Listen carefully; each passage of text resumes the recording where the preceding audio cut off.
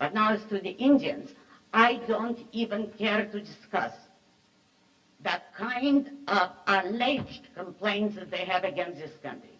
I do believe, with serious scientific reasons, the worst kind of movie that you have probably seen, worst from the Indian viewpoint, as to what they did to the white men. I do not think that they had any right to live in a country merely because they were born here and acted and lived like savages. Americans didn't conquer.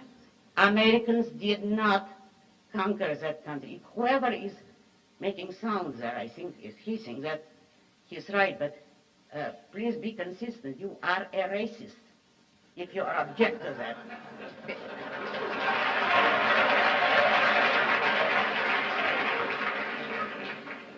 You are that because you believe that anything can be given to man by his biological birth or for biological reasons. If you're born in a magnificent country which you don't know what to do with, you believe that that's a property right. It is not. And since the Indians did not have any property rights, they didn't have the concept of property. They didn't even have a settled societies. They were predominantly nomadic tribes. They were a primitive tribal culture, if you want to call it that. If so, they didn't have any rights to the land, and there was no reason for anyone to grant them rights which they had not conceived and were not using. It would be wrong to attack any country which does respect, or tribe for that matter, that respects individual rights. Because if they do, you are an aggressor and you're morally wrong if you attack them. But if a country does not protect rights, if a given tribe is the slave of its own tribal chief, why should you respect the rights they do not have? Or any country which has a dictatorship government, the citizens still have individual rights, but the country does not have any rights.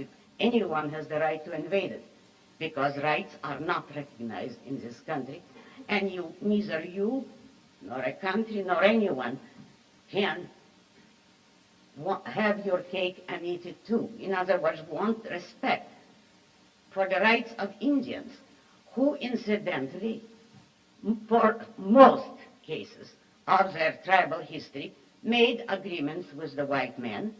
And then when they had used up whichever they got through the agreement of selling certain territory, then came back and broke the agreements and attacked white settlements. I would go further. Let's suppose they were all beautifully innocent savages, which they certainly were not. What was it that they were fighting for if they opposed white men on this continent?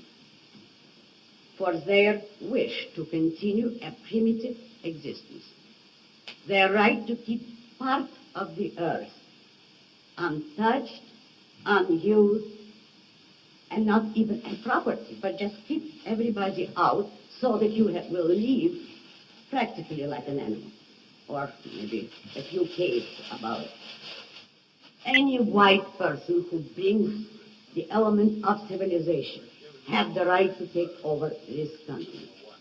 And it is great that some people did and discovered here what they couldn't do anywhere else in the world, and what the Indians, if there are any racist Indians today, do not believe to this day, in respect for individual rights.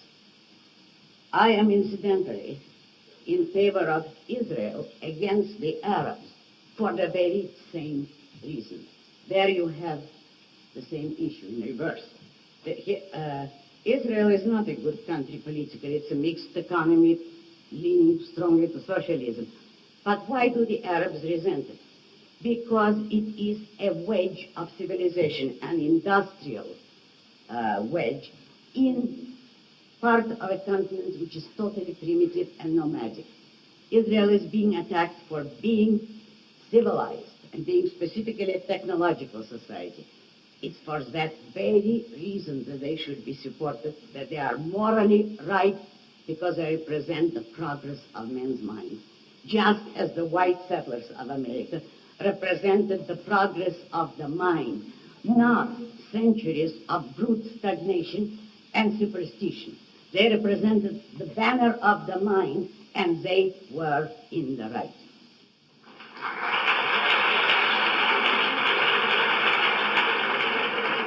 I'd like to know your opinion on the United States' foreign policy and what is happening in the Middle East right now. Right now, I'm not sure we know what's happening. I think the United States foreign policy has been disgraceful for years, for decades. I would say roughly since the New Deal, and in part even before that. But if you mean whose side should one be on, Israel or the Arabs, I would certainly say Israel because